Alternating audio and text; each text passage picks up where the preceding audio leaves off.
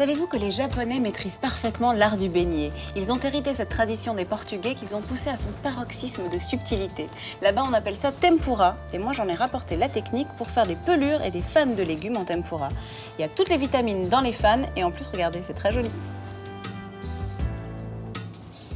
La qualité de vos tempura dépend essentiellement de la légèreté de la pâte. Et cette pâte, justement, elle ne comporte ni matière grasse, ni lait, juste un jaune d'œuf, un petit peu d'eau glacée, ça c'est le secret.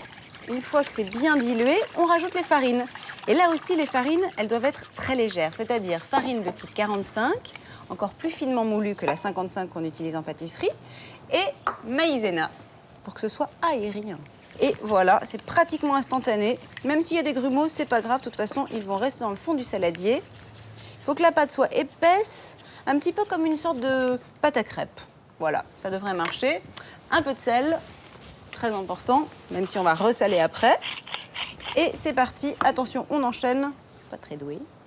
Voilà, on trempe la fan et directement, waouh, ça a l'air de marcher.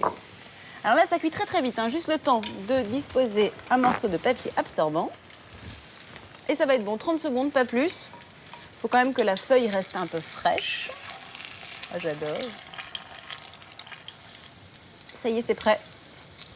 Mais sinon, vous pouvez aussi faire votre tempura avec les légumes eux-mêmes coupés très finement.